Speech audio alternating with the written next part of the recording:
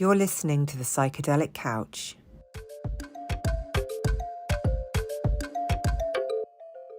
Before we delve into today's episode, which includes conversation around psychedelics, we want to remind our listeners that the use of illicit drugs carries significant risks and legal consequences. Psychedelic substances, including but not limited to LSD, psilocybin, DMT, and MDMA, are classified as illegal in many countries, including here in the UK. The possession, distribution, and consumption of these substances can result in legal penalties, including fines and imprisonment.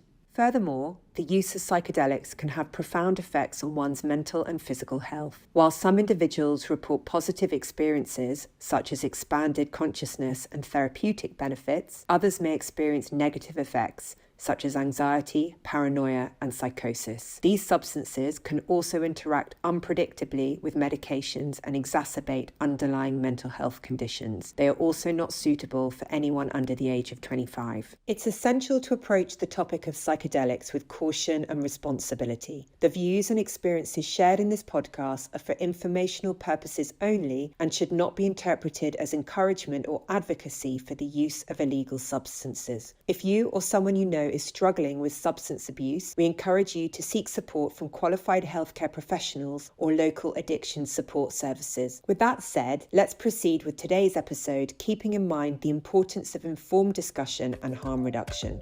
Dr. Molly Maloof specialises in tailoring health optimisation and personalised medical solutions for high-achieving entrepreneurs, investors and technology leaders.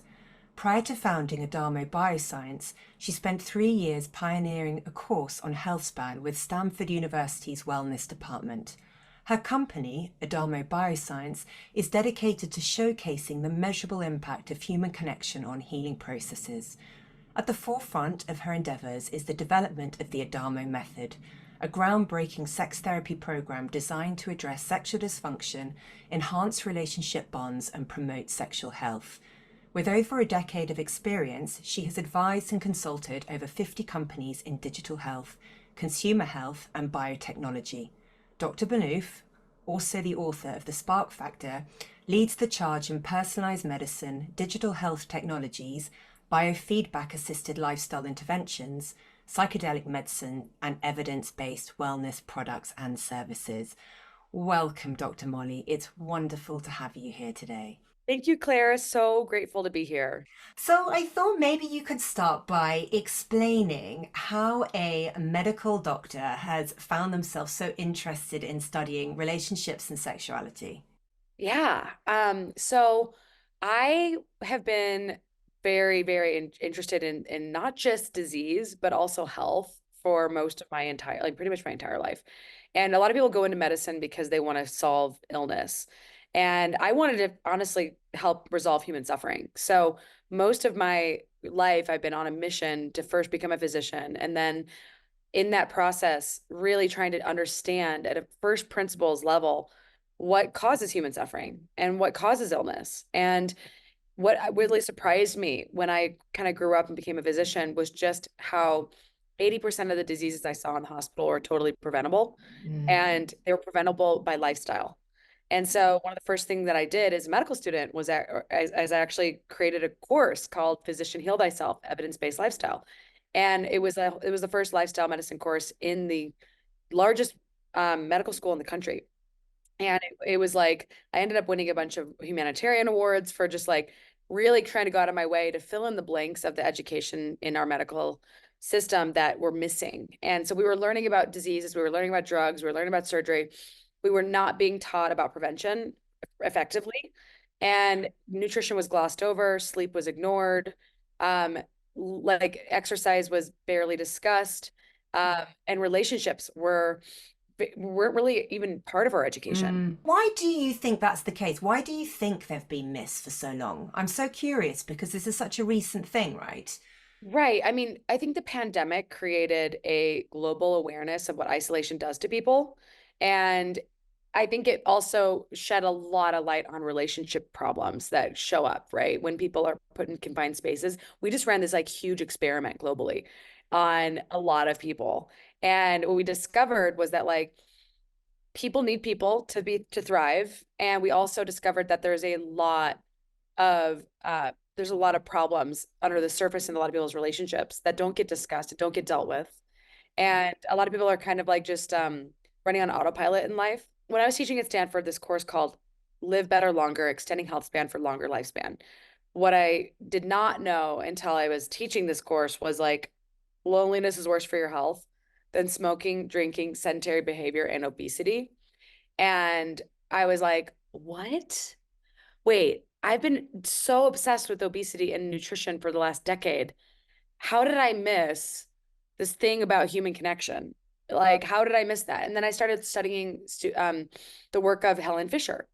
And I found this paper she wrote, and it was all about the motivational drives of human connection, of love, and this sort of model of evolutionary biology, which is that we have sex in order to actually find a mate, in order to actually become literally physiologically addicted to this person, so that we become attached to them, so that we can stick around long enough to raise children and keep and the longer we stay with our children and our families, the longer we live. So the bigger communities we have, the more protection we have against disease, disability, and just overall, the more resources we have, because the more connections we have, the more that's available for everyone, right? And it's like thinking about a tree being grown by itself in a desert versus like a tree in a rainforest. Like it's a totally different ecosystem, right? There's a lot more symbiotic relationships going on than like a single organism on its own. And so I really felt like I had unlocked like this like fundamental aspect of human existence. Like it made sense to me, like life made sense. And what also made sense to me was how social injury, was how death and grief, was how breakups, was how divorce, was how rape and war were so damaging to health. Mm-hmm. And when I found the work by Martine Picard on the stress response and mitochondrial health, I was like, oh my God, now I can connect the two. Now I can connect the need to find resources with the need to actually surround ourselves with people who are actually safe, and the importance of a safe and stable nervous system to optimal metabolic health. And that's when everything just started to gel. And I was like, oh my God, I feel like I finally understand health. And I'm like 40 years old, like I finally get it now. And so when I founded Adamo in 2021, it was because I was really obsessed with this concept of like, is there a science to love? Can we measure it? Can we improve it? And what can we do? And so it started as a psychedelic company. And the reason why is because MDMA transformed my life, helped me heal from sexual trauma on accident, and basically resolved 3 different sexual dysfunctions that I had without me knowing I even had them until they were gone. So I woke up to this like realization that it's not normal to not have arousal before sex. It's not normal to have pain during sex. It's not normal to not orgasm during sex. And that was my entire 20s. And so I thought I was just having bad sex. I just like, okay, whatever, this is what sex is. I had no idea until I did MDMA, and I accidentally healed a traumatic memory, a few traumatic memories that had basically created the conditions in my brain to sense sex as an unsafe experience. And when I had experienced MDMA with a partner in a very respectful, sacred context of sexual union, I would not recommend I'm not just recommend people go out and do MDMA and have sex with people. I'm like, it was very safe and intentional experience, but it was like there was a before and there was an after for me. There was like I didn't have good sex to like, I now was able to have normal arousal, normal amounts of no pain, and then I was able to have orgasm. And I was like, what? So when I started my company many years later, it was like I was way too early to the space of psychedelics. But when I saw MAPS come along and say, okay, we're gonna try to commercialize MDMA for PTSD, I said to myself, did I have PTSD? So I went and looked at the characteristics of PTSD, and I was like, I don't fit the criteria. Well, why didn't I fit the criteria? What did MDMA do to fix me? And that's when I started studying sexual trauma and studying how about 30% of women who have sexual trauma will develop PTSD. And it's actually the number one cause of PTSD. But 60 to 80% of them will develop sexual dysfunction. And I was like, holy crap. What if there was a world where you could have psychedelic assisted sex therapy? And so that's why I started the company. It was like I wanted to help women heal from what I had dealt with myself. Now, fast forward, as I was developing this drug combination, it was really, really clear to me that I was looking at like a 25, 30-year journey with like the FDA. And it was not going to be like it like literally the founder of MAPS has been working to commercialize MDMA for 30 years. So I was like, okay, this is going to take me a really long time. And we already have a pretty darn good drug that's about to get approved. So should I really be focusing on psychedelics or should I be focusing on the sex therapy? And I was like, I got to do something because I fundraised and I got to, I got to do something for the world. So that's when I decided I would say, you know what? I've got these two incredible sex therapists I'm working with.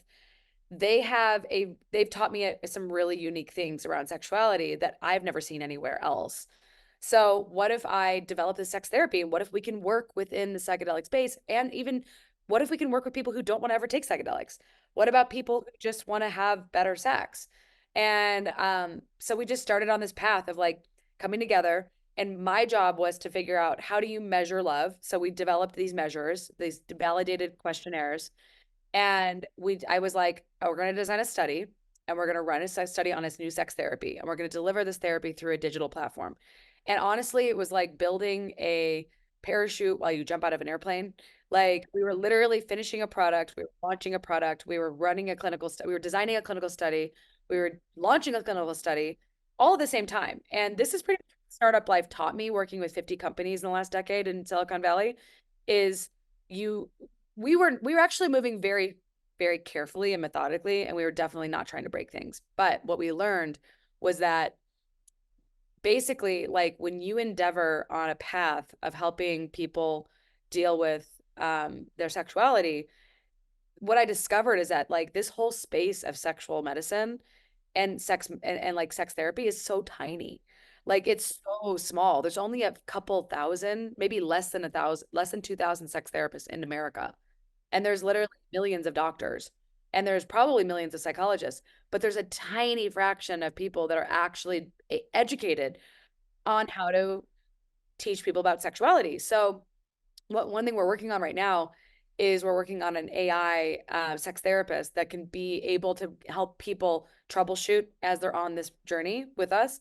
But the real vision of the company is that we have as many sex therapists and as many psychologists properly trained in how to prescribe this method so that it's not just people going through it on their own or with a digital, bot.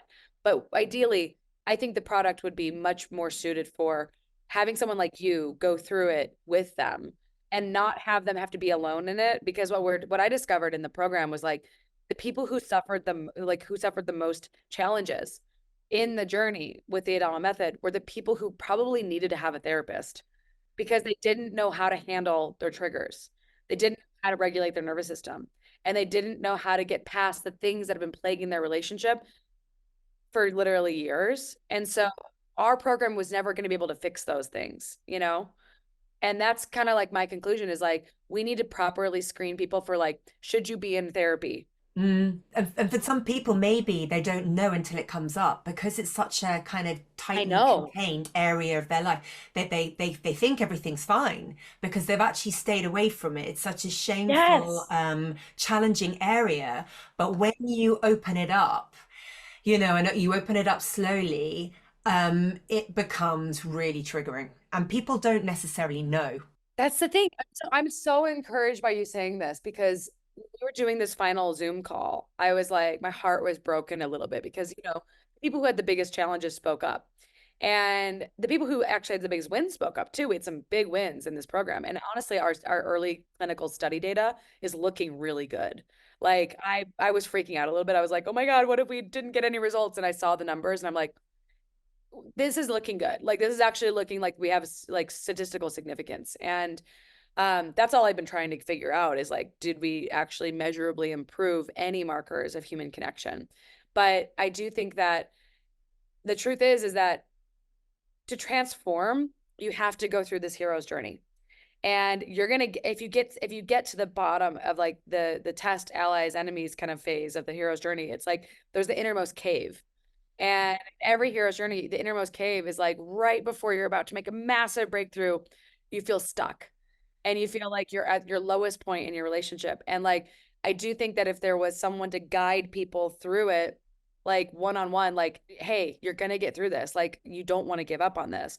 Because I think it's the people that stopped when they found they got stuck that I don't think they're gonna have good results. Because if you stop doing the program because you got stuck and triggered, then that's probably why you weren't able to make it through, right? And so we learned so much in this program. Like, I cannot tell you the amount of learning that we got from this. And I think it's the beginning of a really exciting phase in where medicine can go, which is like we wanted this to be a therapeutic modality, which is why we ran a study.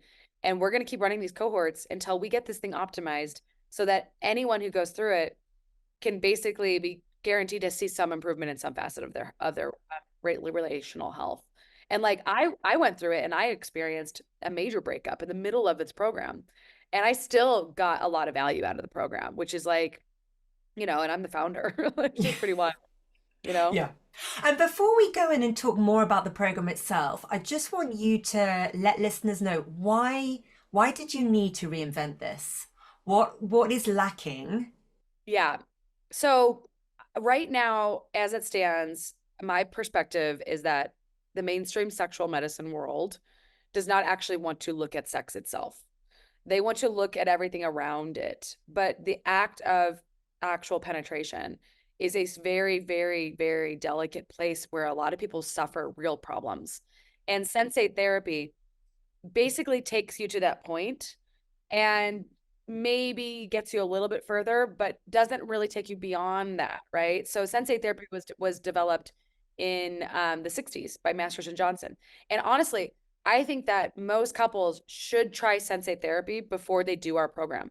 I think it's honestly, I think we should probably just like partner with a sensate therapy company because there's a lot of people who will benefit tremendously from just not having sex, from just focusing on mindfulness-based sensual touch and just focusing on sensation and sensuality. Like that is a lot of what the early part of our program does involve, but it's not necessarily the exact same thing as sensate therapy. So sensate therapy is like what you do is you and your partner are getting intimate through there's a lot of like you guiding your hand over your body with another person's hand, right? And I'm sure you can speak to this more effectively.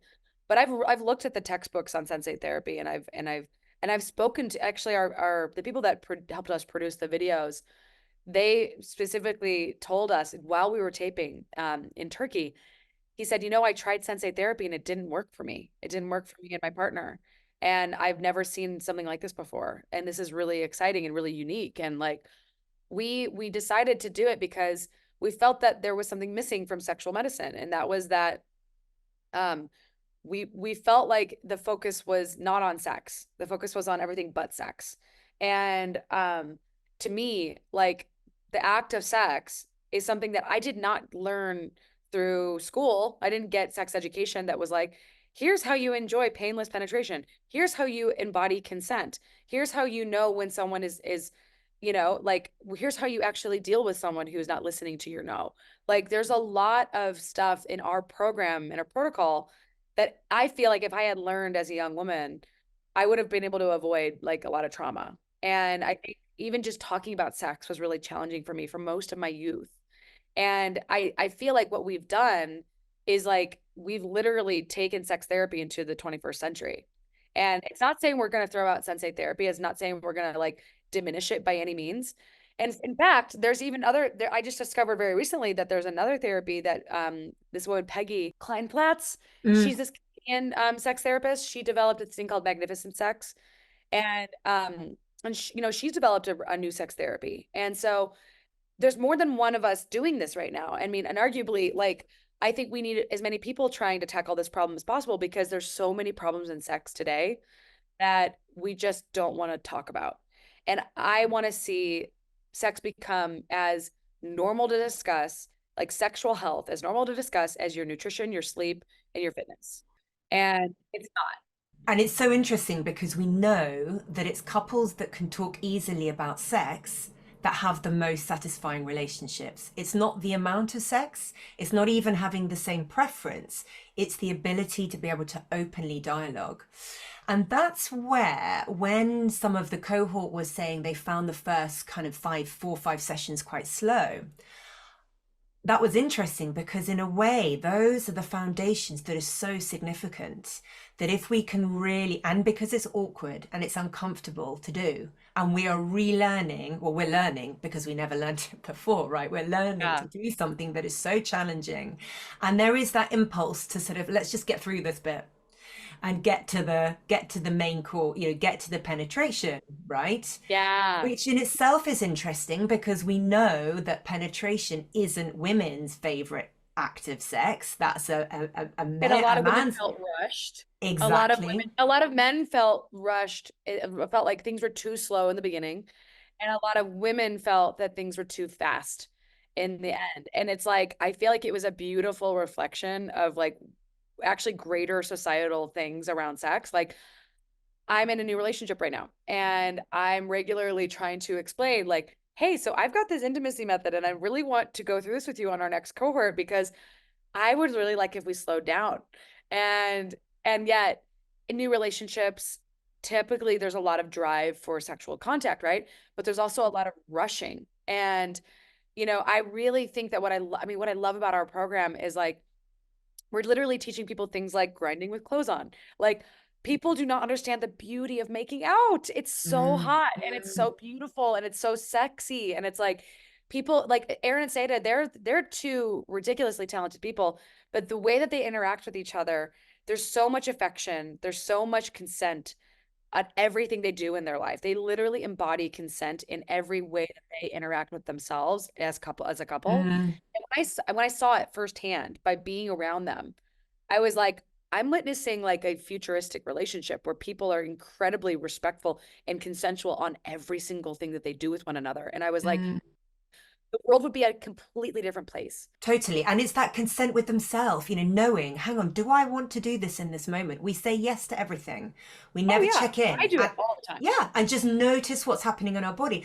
And I often think, as a parent, it's so important. That's how we model consent. It's when you check in and just model to your children because they're never going to see you in the bedroom. We learn about sex through our sexual scripts, the sexual script theory. So being able to model consent by just checking in. Actually, it's a no. I know I thought it was a yes, but how do I feel in this moment? Constantly checking in. And I thought that piece was so important. And again, I'm curious because we know that in the early phases of relationship, we might be more inclined to lean towards spontaneous desire. But in committed long-term relationships, it's more responsive, our desire. So we don't have that need to rip each other's clothes off. But when we take time to really connect into our body, so doing the hot genital meditation, we can start to be more aware of the whispering. What's happening in my body? Is there a space where maybe I'd like to be touched? It's a way to move into that place, which is so important. I mean, there's days, even today, in this early relationship, where like I'm like, he's really turned on and I'm not turned on. And I go do the heart genital meditation for a while on my own before he arrives. And it's like, it's amazing what this one thing, this one connection tool can just do for you. And like, I think what one of the things that we intend to do very quickly is like, we want to build a quick video for people who are interested in in the method.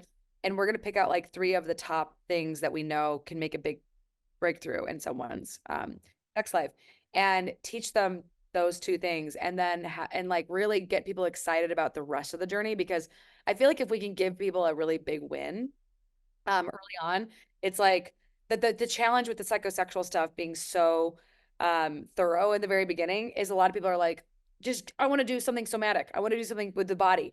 And the truth is you have to lay the foundation with your psychology and with this concept, like learning this concept of erotic individuation took me a while.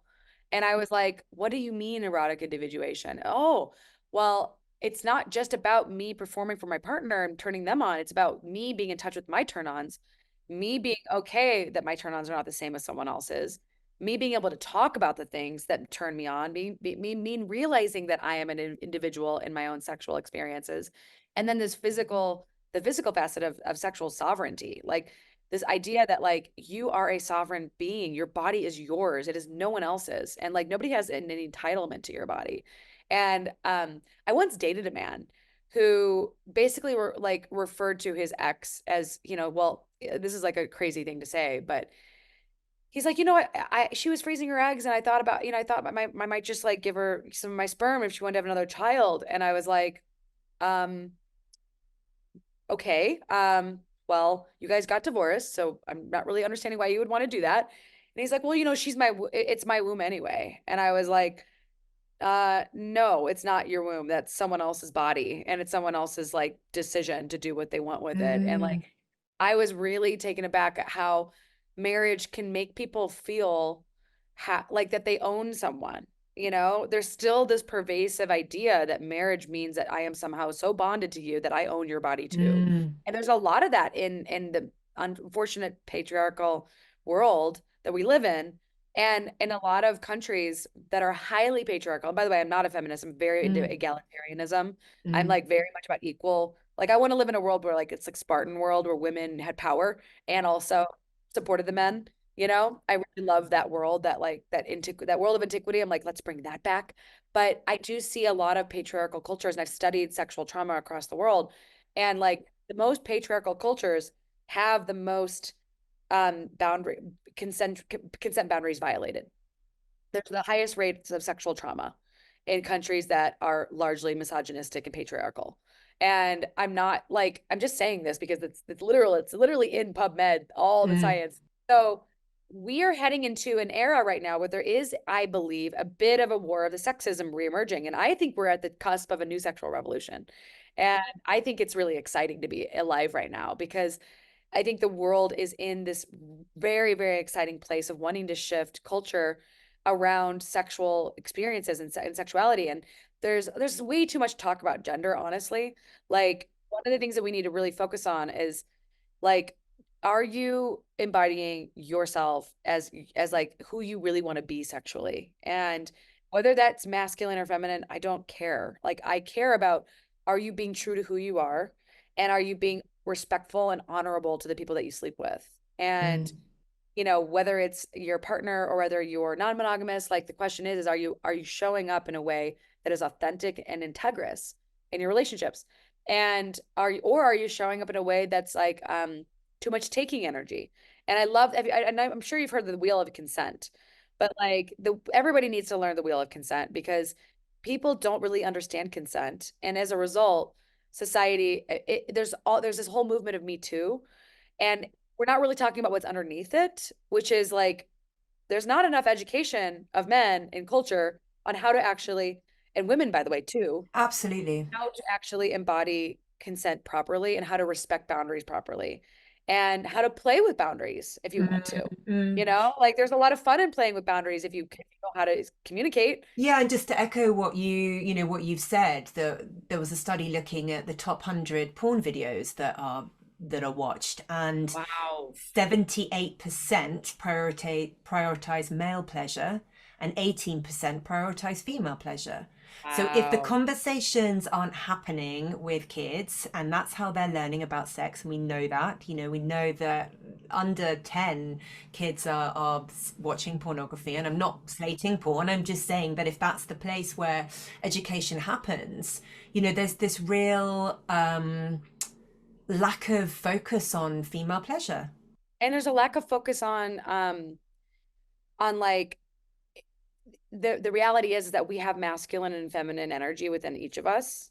Okay. And so there's this concept of being an adaptive giver or an active receiver in our method.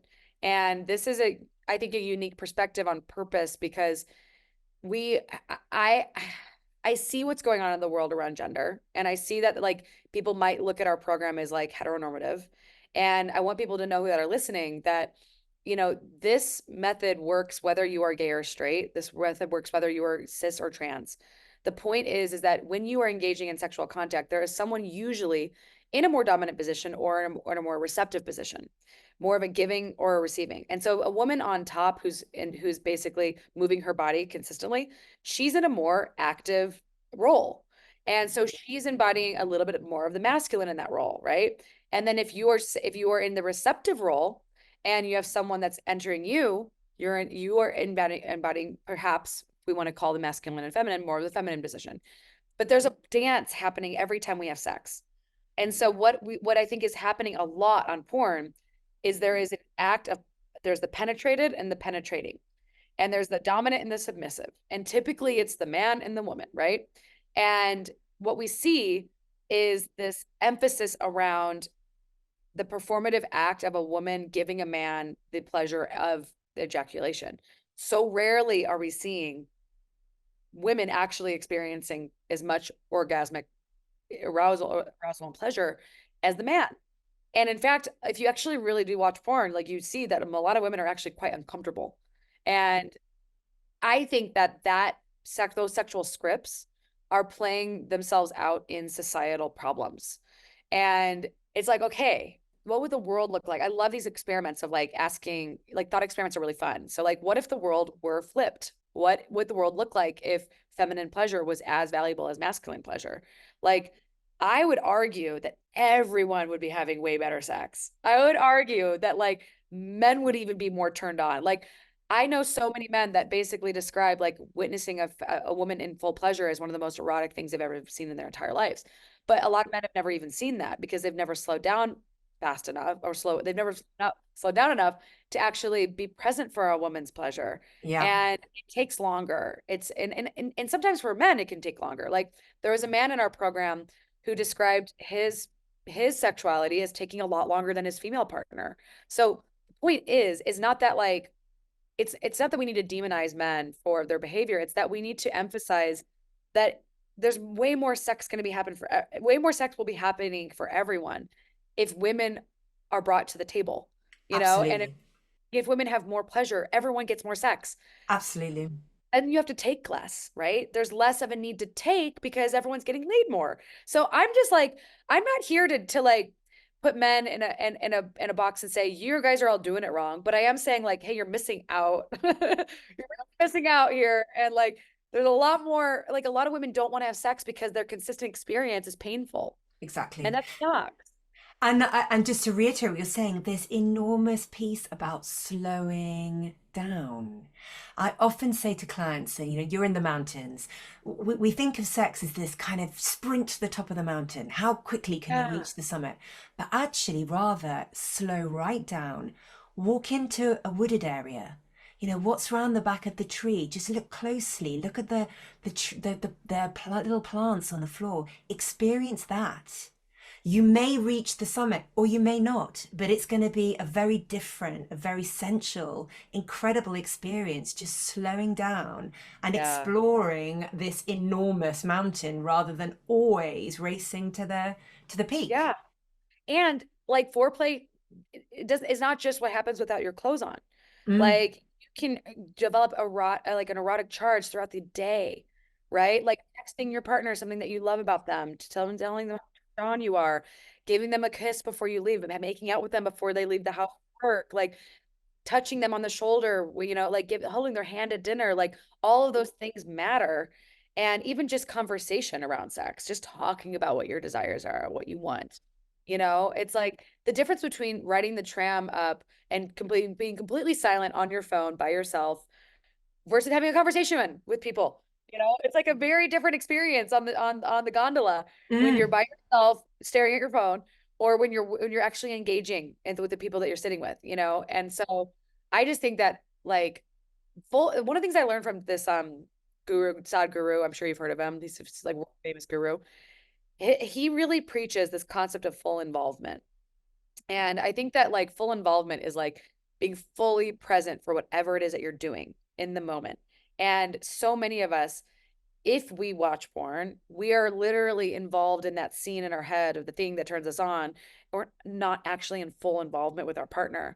And so there is so much disconnection today in our phones, in the computers. And like one of the things that we aim to help people with this method is like bringing them back into their bodies and bringing them back into like an embodied sense of like, oh, this is what it's like to feel mm, everything. mm, And honestly, I think a lot of people really did experience some like pretty intense feelings come up for them because the program's designed to do that. It's designed to make you feel a lot. And I think that for a lot of people that are disconnected and disembodied, it can be a lot to get into your mm. body for the first time in a while. Yeah, and a lot of people don't know how to. because their sexual experience has been so external, it's so visually orientated, you know, just the invitation to connect into your body is alien Yeah. for a lot of people. So that in itself, it's almost the first week of how do I do that? Yeah. And Yeah. how important that is as we age as well. You know, our partner Oh my isn't gosh. going to look the Like, same in 30 years. Or if porn is the reference, you know, the real life woman or man looks different. So how can we actually be much more embodied and connected in our own, you know, erotic world rather than everything having to be visually stimulated? I mean, I love you saying this, and this is a really important topic because I want the listeners that are out there listening. We did a bunch of marketing research on the people that applied for our program, and we found that the vast majority of people were in their 40s and 50s and even 60s. And so I loved discovering this because I was like, wow, now we have so much more information on how to help this group of people. But one of the things that comes up for a lot of people in long-term relationships is we do get older. We do have a different relationship with our bodies. But the thing that I want to emphasize to everyone listening is that you are not your body and you are not your mind. You are so much greater than this physical part of you. And the beauty of great connected sex where you feel the sense of transcendence beyond yourself is you realize like you don't need this body to feel absolute ecstasy. Like we are so attached to these bodies of ours, but actually we need to get beyond them and going beyond the body and being completely connected in the moment in a state of absolute bliss and ecstasy is like you realize like you aren't this body. You are something much greater than this. Mm-hmm. And it's like, and ideally, if you learn this concept of suction sex, like as you get older and as your body changes and as you're you there, I mean, I'm 40. I just turned 40 in January and I'm already noticing changes in my sexuality.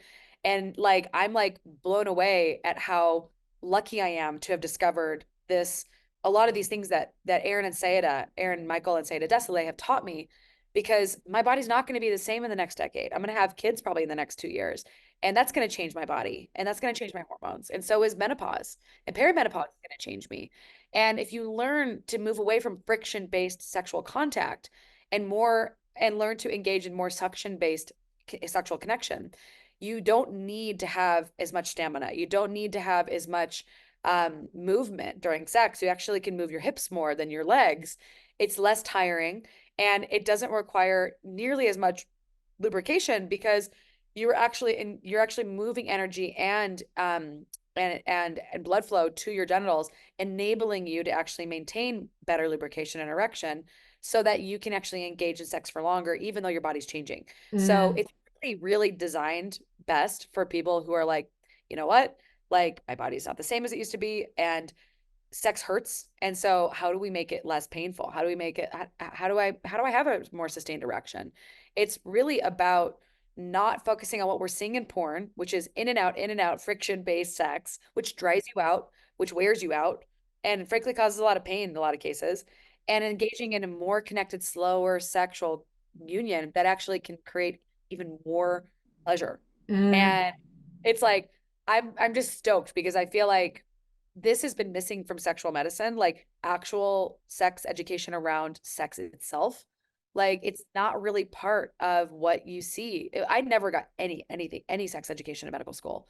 Like what we got taught about was like, these are the categories of sexual dysfunction. Here's the drugs available. There's nothing for women. Sorry.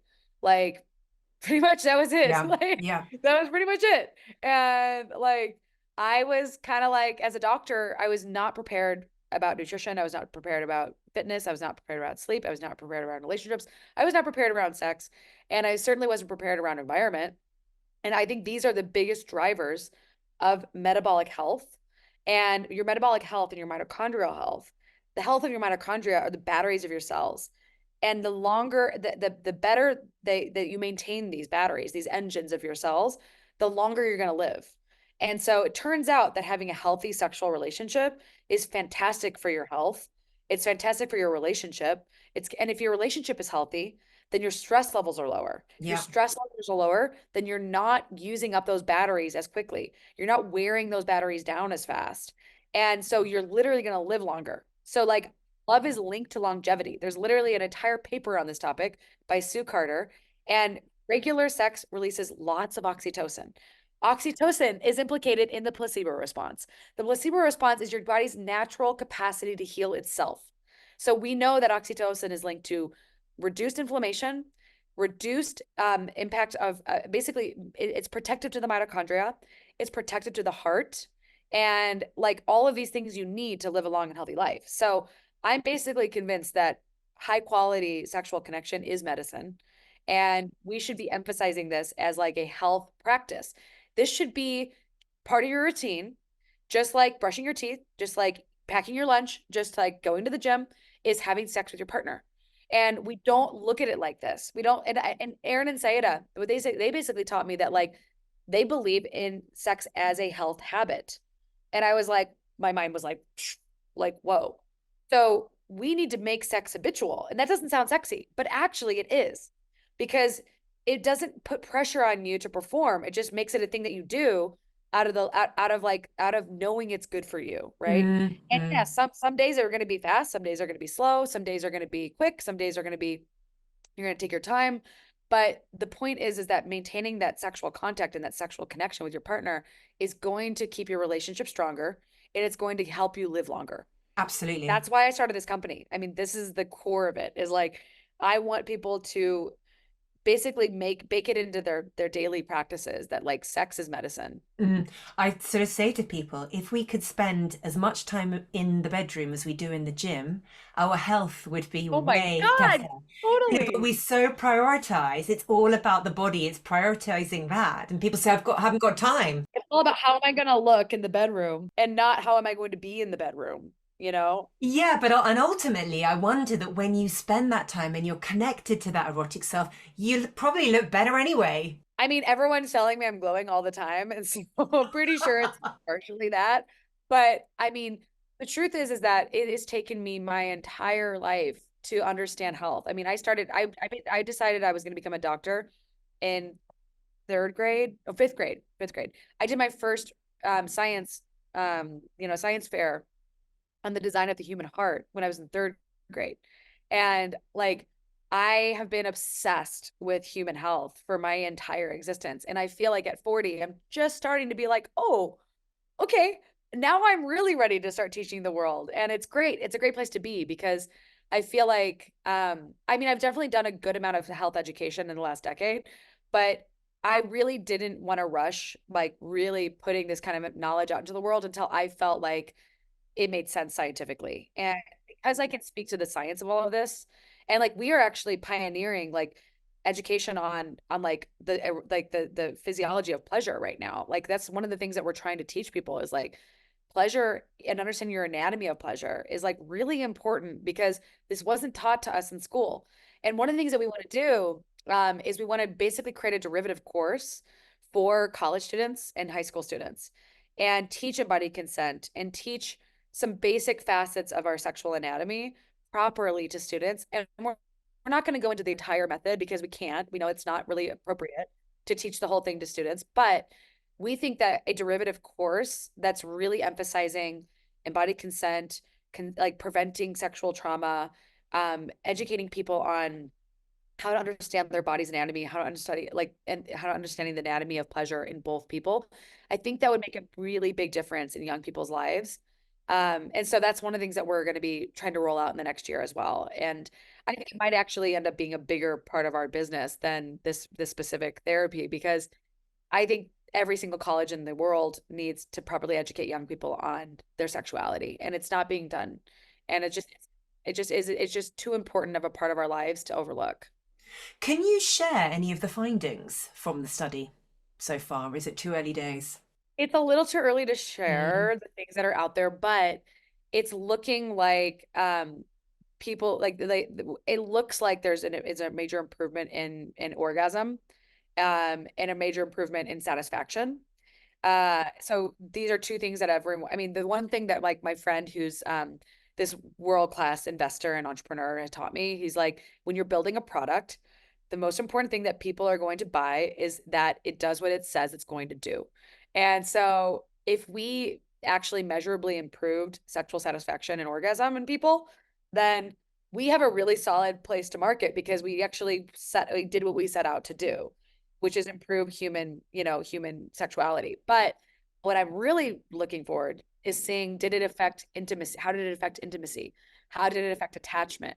How did it affect inclusion of other? How did it, there was some early signal around just more deeper emotional connection during sex, which I would argue makes sex far more pleasurable when you're emotionally connected. Like it's just such a night and day experience to have sex physically and emotionally. And I think a lot of men can have sex just physically, but for women, it's almost, I find it almost impossible to enjoy sex unless I'm emotionally connected. And so if we can show that, then I'm going to feel really confident that because like the main intention I had with the design of the study was like secretly it was designed to see if we could actually measurably improve love, and love being sexuality, intimacy, inclusion of other, passion, commitment, and intimacy, and then attachment. So like if we made a dent in these three things, then I can literally go out to the world and say we scientifically improved human love.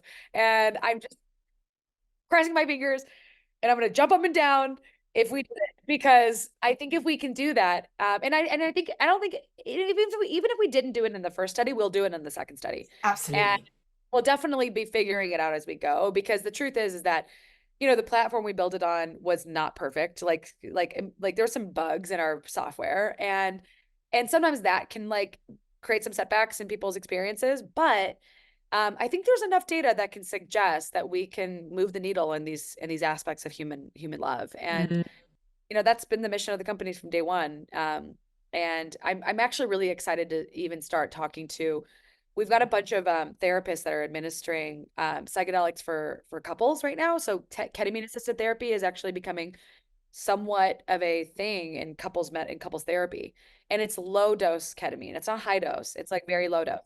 So I'm really itching to run a study on clinics that are offering ketamine assisted therapy for couples and seeing if we can make a difference. I actually think it would potentially, for the really challenged couples that got stuck, I think that ketamine, in a very low dose, properly administered in a couples therapy context, could get people through those really challenging spots, Mm. and would actually get people through the other side. Because you got to get out of your ego identity if you want to really transform. And that's hard to do if you've been stuck in resistance and resentment for years with a relationship. And I have a ketamine assisted therapy protocol in my practice, and it's really a phenomenal protocol. And so I'm very, very careful who I prescribe it to. I haven't prescribed it to anyone in months because I've been so on a damo, but there is still a part of me that knows that there is a role in psychedelics in helping couples move through major challenges in their relationships. But I don't think it's for everybody, and I think we need to figure out who are the best candidates for it, That's my next because question. Who do you think it would be suitable for? the people who are committed for the long run, that are not going to get divorced, that are like, nothing was going to break us apart. We are doing this for the long run. You can't, then nothing you can say can convince us to break up. I really do believe that like people who are super committed are like that. That's a starting point. If you are on the edge of divorce and you're like, we're pretty much on the way out, I don't think you should use psychedelics. And the reason why is because they were going to get you. There's evidence that MDMA is an oxytocin releasing agent, and oxytocin is the bonding hormone. So do you really want to be bonded to someone who you are potentially wanting to divorce? And one of the bigger investors in the MAPS company opened up to me about how he actually thinks that MDMA may have played a role in keeping him in a relationship that he probably should have ended many, many months prior. And it actually was really, really hard for him to end the relationship because he and his wife had done so many MDMA sessions together with a therapist. And so I think that if you have plans of getting divorced and you've thought about it and you're convinced that that's where you're probably going to end up, Mm. medicine is not going to save you. And although that being said, I know people who've had their marriages saved by psychedelics. It's still, to me right now, until we have more data, until we have more research, I just don't think it's what you should do. I really don't. I think and I'm saying that out of like knowing that there's probably a percentage of people that could be helped. I think more people would be harmed. And I think if the percentage of people that's going to be harmed versus helped is greater, then you can't recommend it. But I do think that when there's a person in a relationship who's experienced pretty profound trauma and pretty serious attachment wounds, psychedelics, I do think can actually help repair PTSD inducing trauma. And if that is the main thing that's affecting, like one of the things that I discovered in my research was that there's a lot of people who suffer from relationship problems because they have unresolved PTSD or unresolved sexual trauma. And it actually is the reason why their relationship isn't working. So if you can actually get that person to go through conjoint therapy with their partner, it can help their partner understand them better. It can help them understand themselves better. And it can help this person create stronger attachment patterns. And so I think that like for trauma-based problems in relationships, like we're finding incredible results for MDMA therapy. And I've seen remarkable results for ketamine in couples therapy. And so it's just I think it just is about how committed are these people to their growth, how committed they are to the relationship, and are they willing to take the risk that this may not work and it may open up things. You have to be willing to say that this experience might open up parts of the relationship that have been unsaid or undiscussed and could lead to a rupture and it could lead to a breakup. So if you are willing to take the risk, then take the risk. But if you are not willing to accept that these could have consequences, you have to have full informed consent. So if you are not fully informed by your doctor or therapist that this could break your relationship, just as much as it could fix the relationship, it could actually, even in people that are most committed, psychedelics can bring a lot of things up. So you have to have full informed consent about it, right? Like you have to know that there's risks. And if you're willing to take those risks, then yes, I think it's an experimental therapy that has quite a lot of historical use. But you have to have proper education and you should not have a family history or a personal history of psychosis or schizophrenia. You cannot have seizure disorders. You cannot have like undiagnosed or untreated cardiovascular issues. So there's a lot of physiological things that you have to rule out before you touch a drug. And so if you've ruled all those things out and you're willing to take the risk, yes, they can be phenomenal tools in helping people transform. But again, like so many disclaimers before someone goes off and takes drugs with their partner. Yeah. Oh, it's something I was reflecting on. I mean, obviously, I'm in the UK, you're in the States, and I know every state is different, but I wonder what your thoughts are about the psychedelic renaissance, over medicalizing psychedelics. And I Yeah. say that because I'm thinking in terms of couples and MDMA, we would almost need to pathologize something in the relationship. You mentioned PTSD for it to Yeah. be a viable treatment within healthcare, right? Well, as somebody who's spent since 2021 studying this, hypoactive sexual desire is a very common sexual dysfunction in men and women. And a big driver of it is relationship problems, mood disorders, and trauma. So there is this question that can you prescribe medicine for low desire if it is secondary to something else? So if it's hypoactive sexual desire secondary to a psychosomatic situation, is that something that you can get approved? Now, I don't know how the FDA would approach this because it's never been done before, but it's what if like we've created some prototypes in our company for literal love drugs, and I have talked to lots of patent lawyers, and I've phenomenal people that work with me, but nobody's done this before.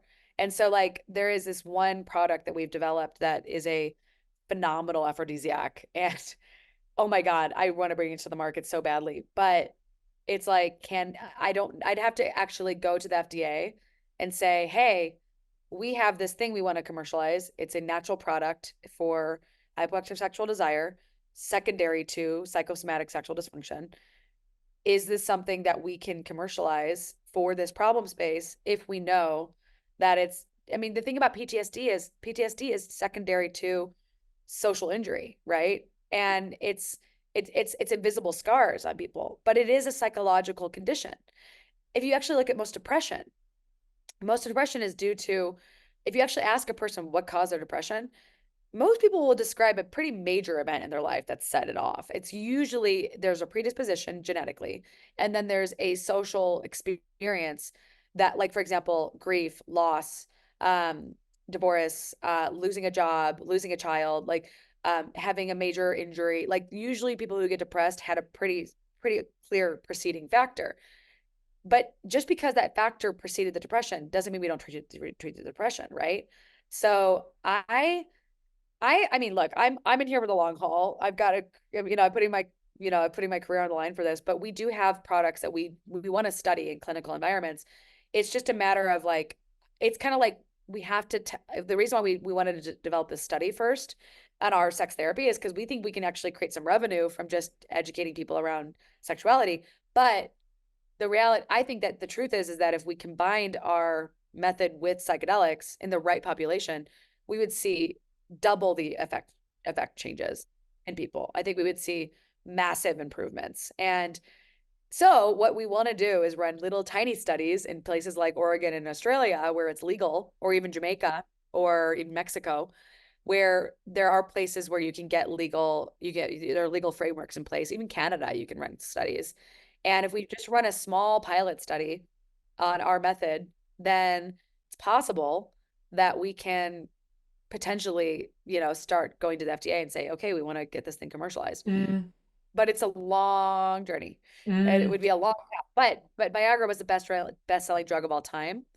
So I'm not giving up, but I'm very carefully moving forward. And honestly, like having some clear study results from just our method alone, just like it's like relit this fire under my butt to be like, oh my God, this actually works. Like, what if it worked better with this other thing, And by the way, what we are focused on is not hallucinogenic medicine, is actually non-hallucinogenic psychedelics, which I was initially very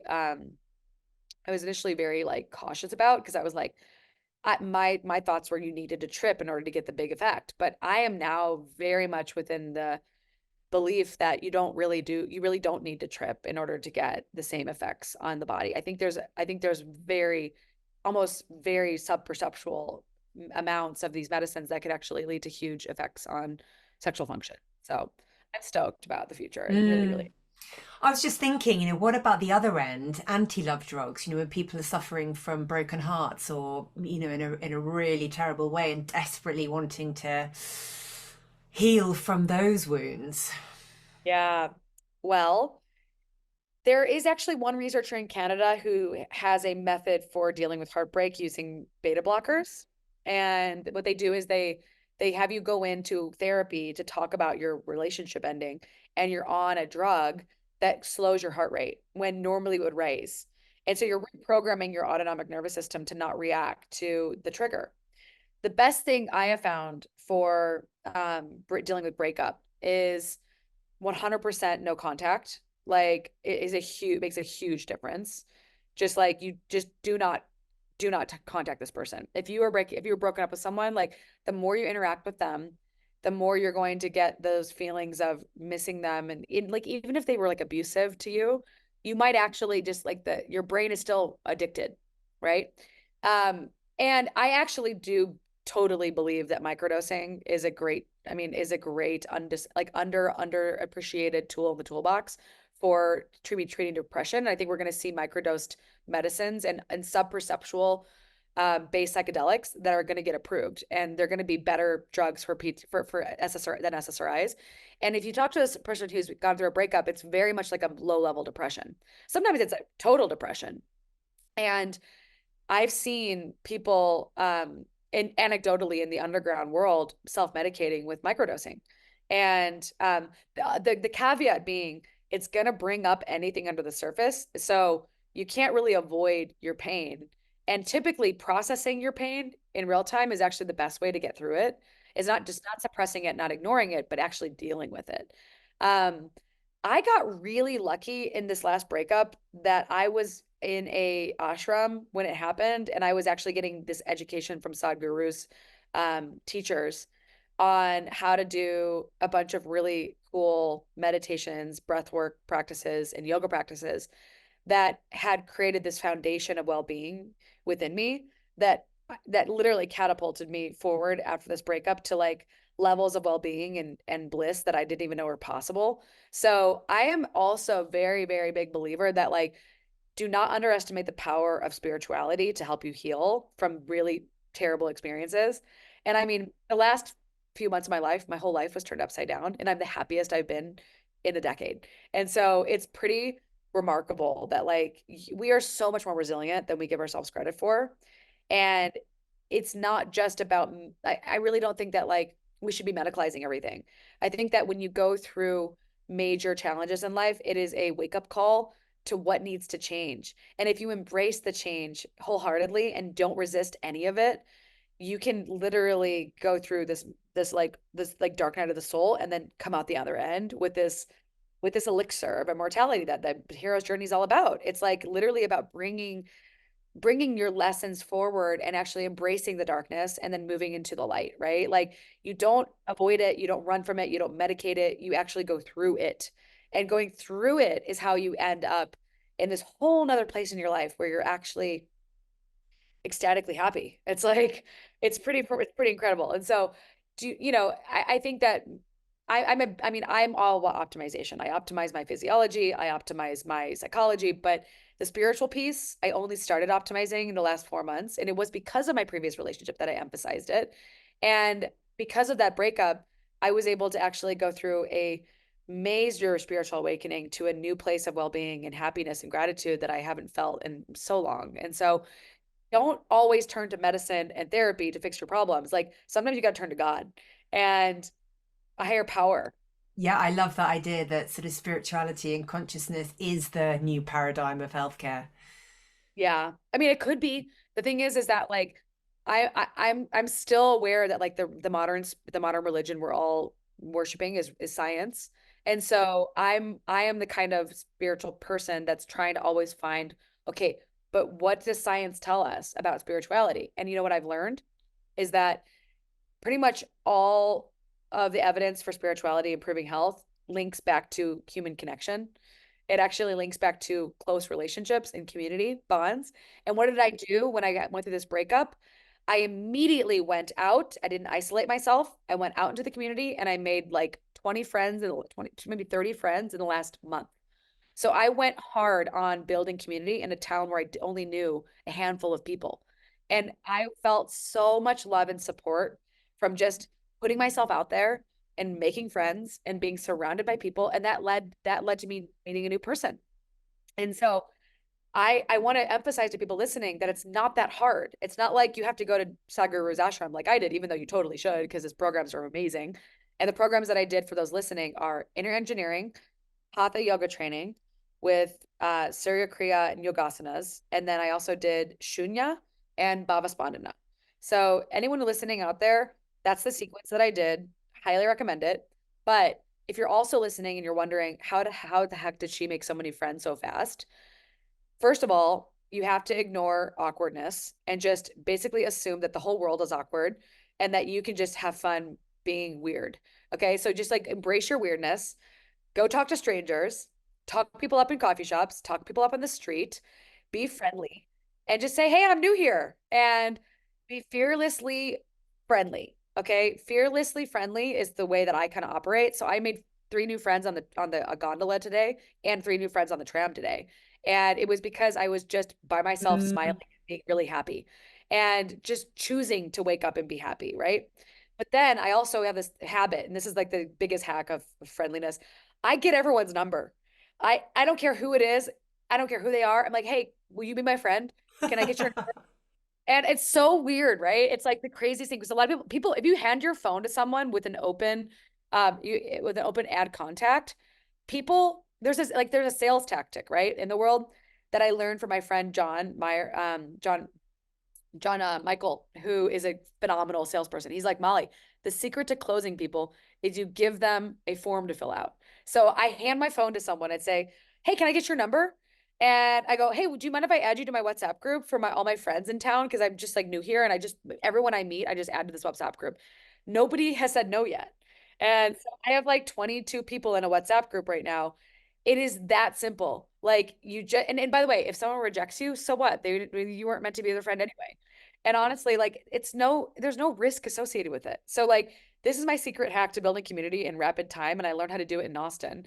And the funniest thing now is like the guy that I'm dating is like lives in a town of 108 people. And I built a community of about 80 women in like 6 to 8 months in Austin. And I'm like, man, I don't know if I can live in this town of 108 people because it's like too small for me. And then I'm like, wait, who's the mayor of this town?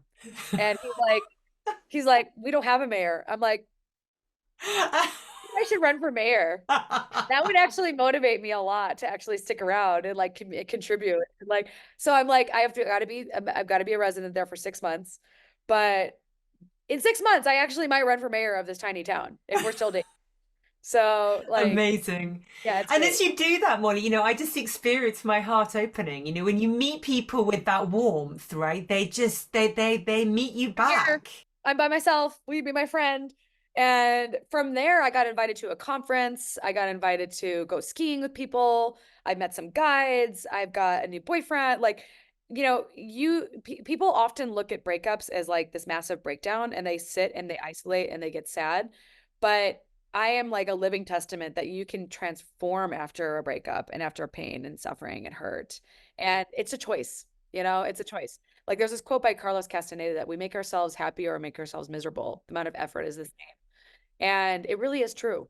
Like you have to decide to be happy and you have to decide to work at it every single day, especially when all the things in your life are changing around you.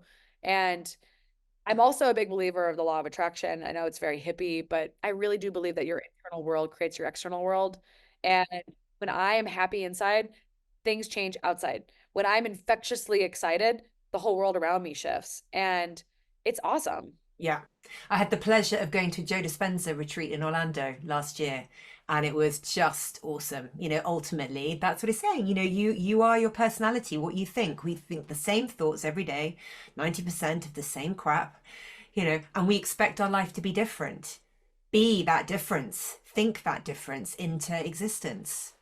And I think a lot of us, when we're dating, I mean, a lot of people are like always looking for the person to be the person that they want them to be, right? And I saw something on Instagram recently, and it was like, if you want love, be loving. If you want to be in love, then be the kind of person that you would fall in love with. And I was like, wow, like it really all starts within us. It's not about the other person because like we are literally creating the world around us by how we interact with it. And I'm just like, gosh, I'm so excited about the future of health and medicine because I think if we can really perpetuate this idea that like investing in your relationships and investing in your relationship with yourself and others will get you to live longer, then we'll see a shift in society. We'll start educating young people. And like, part of the reason why I'm like very excited about this place I live in Jackson right now. So there's only 30,000 people who live here year round. It's a teeny tiny town compared to living in San Francisco or Peoria, Illinois, or Austin or LA or Florida. And there's something really, really beautiful about small town life. And I think people are going to start returning to it a bit. I think there's going to be a shift of people realizing and waking up that like community is what really matters. Family and community, that's what matters. And if you invest in it, you just get dividends in your health. Mm. Mm. Molly, where do you see the future of psychedelic sex therapy, couples therapy? What does it look like Well, for you? I think that right now, it's first off, there's going to be a lot of research and development that's going to be necessary. But I think that if anybody wants to actually kind of look at this concept as a whole, there's a great book by Brian Earp called Love Drugs, and it paints this ethical framework um, around like what is actually possible for this space and also what's risky about this space. So like I have a whole talk on aphrodisiacs and psychedelics. And I have an entire talk on sexual ethics, psychedelic sexual ethics. And I think that basically couples that are going to embark on this journey, which by the way, before MDMA was banned, it was used in 500,000 people legally for couples therapy. So it would never have been used that much if it didn't have some effect. So I think that we are going to see a resurgence in research, but very, very importantly is there is so much discussion that needs to be had around the ethics of this, because there are major power dynamics that develop. So like you should never, ever, ever be coerced into taking a drug by your partner or by a physician or therapist because they think it'll help you. Coercion is never going to be okay. Second of all, both parties have to have serious informed consent before they embark in something like this. It's really, really important that the relationship is evaluated properly by therapists to ensure that it's not an abusive relationship, because physical or sexual abuse is rampant and physical and emotional abuse is rampant. And you do not want to bond to a person that is emotionally, physically, or sexually abusing you. So it's really important for individuals to be interviewed separately by the therapists before they actually engage in the medicine. And then there needs to be independent confirmation that can verify consent, authenticity. And then there's always a risk, as I mentioned, that, psychedelic experience could precipitate a breakup. And then if using psychedelics in a therapeutic context, therapists have to be aware that and they need to inform the couples individually and together that the medicine can shift your identity, it can shift your personality, and it can shift your belief systems. So like it is literally psychic surgery. So you need to choose your therapist and your shaman like you would your neurosurgeon, because you could actually permanently alter the structure of your mind. And I have found, at least for my own experiences, that when I was, I don't use psychedelics currently, but when I was younger, I did, and it literally led to lasting changes in my personality around openness. It made me an open person. I was not this person that I was a decade ago because of psychedelics. So like, you do not want to take this if you like who you are and you don't want anything to change. I personally didn't like who I was, and I wanted a lot of things to change. And then for therapists, there's already been lawsuits between therapists and patients on inappropriate touch in the MAPS community. So that already happened once. In the underground world, there is a lot of bad behavior happening. And there's actually a lot of like powerful medicine being administered. And I have seen far too many stories so far of like really inappropriate behavior between shaman and participant. And I'm not happy about that. And I think that because of that, we